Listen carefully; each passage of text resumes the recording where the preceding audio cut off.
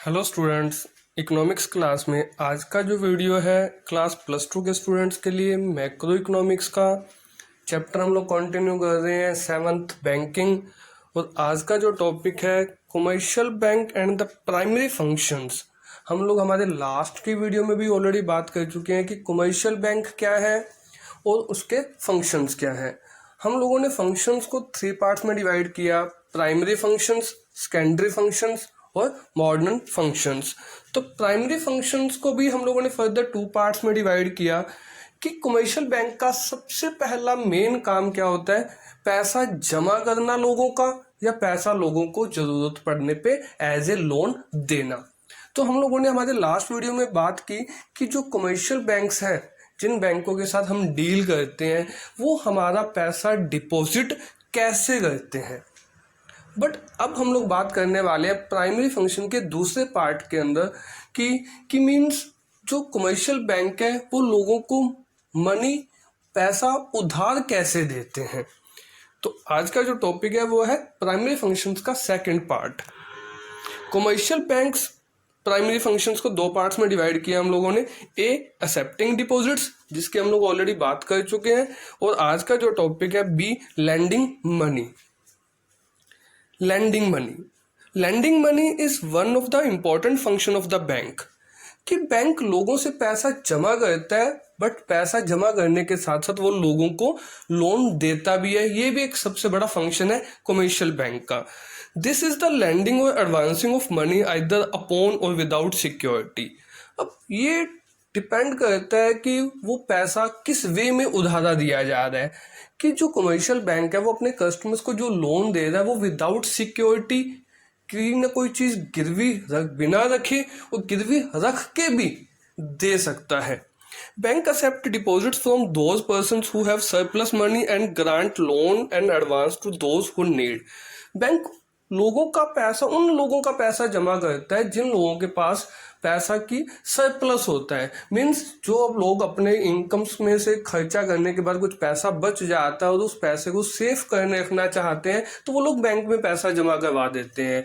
But bank उन लोगों को उधार देता है जिन्हें पैसों की जरूरत होती है।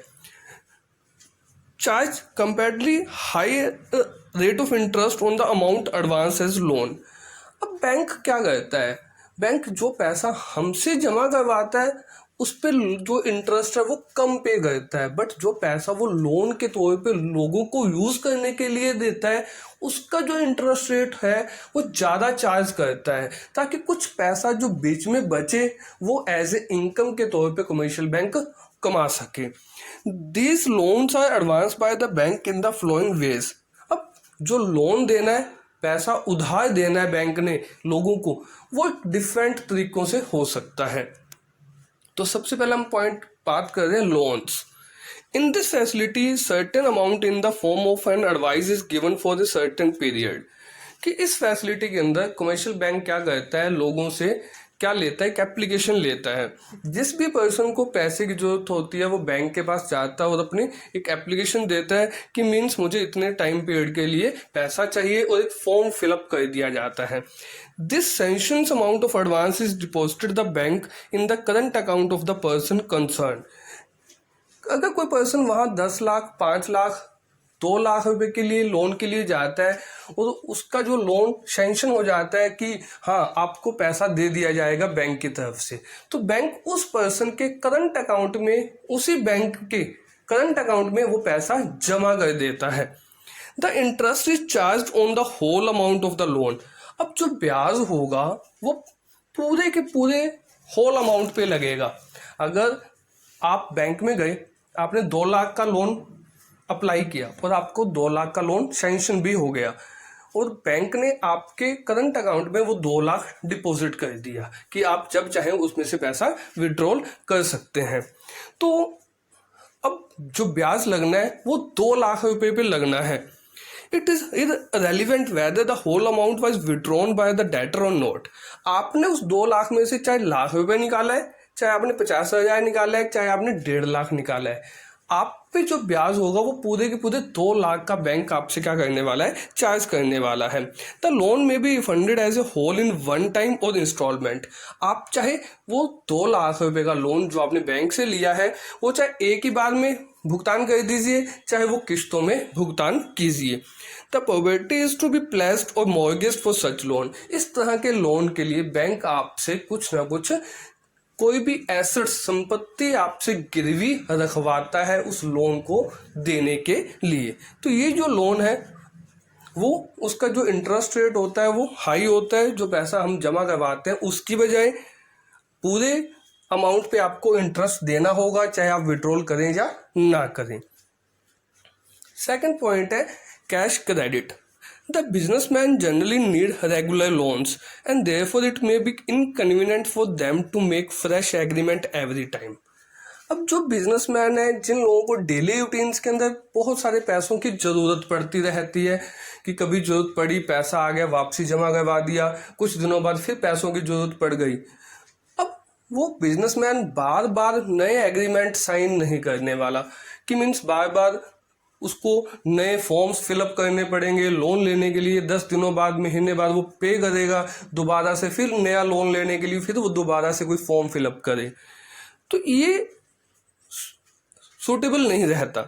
Thus they make an agreement in this regard for an anticipated certain amount required in the year. तो बैंक क्या करता है, उन बिजनेसमैन के लिए एक पार्टिकुलर अमाउंट, स्पेसिफिक अमाउंट की लिमिट बना देता है कि आप इतना अमाउंट साल के दौरान जब चाहे निकाल सकते हैं, जमा करवा सकते हैं। बार बार आपको वो एग्रीमेंट साइन नहीं करना पड़ेगा। Such amount is not withdrawn as a whole in one time but the customer withdrawals only such amount whichever is required at a time.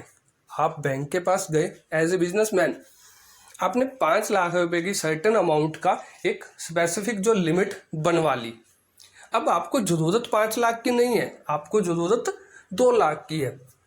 आप अपना 2 लाख विड्रॉल कीजिए, जितने दिन आपको पैसा चाहिए यूज करना है, आपने 15 दिन पैसा यूज किया, वो 2 लाख 15 दिनों बाद आप बैंक के पास जमा करवा दीजिए, तो बैंक आपसे सिर्फ 2 लाख का ही ब्याज लेगा, 5 लाख का नहीं, क्योंकि आपने बैंक के सिर्फ 2 लाख रुपए ही यूज किए हैं। The interest is charged only on the amount withdrawn. The cash credit is generally allowed on the securities only. कि जो इस तरह का लोन होता है वो मोस्ट ऑफ बिजनेसमैन को दिया जाता है किसी न किसी चीज को गिरवी रखने के बदले में। थर्ड पॉइंट है overdraft. Overdraft is an arrangement between a banker and his customer by which the customer is allowed to withdraw over and above the credit balance in the current account up to an agreed limit. अगर आप किसी bank के account holder हैं, आपके account में 2 लाख रुपए पड़े हैं, बट आपने किसी को 2,25,000 रुपये का अमाउंट पे करना है, तो आप 25,000 रुपये ज़्यादा भी विड्रॉल कर सकते हैं बैंक से। बट ये फैसिलिटी बैंक अपने हर कस्टमर को नहीं देता।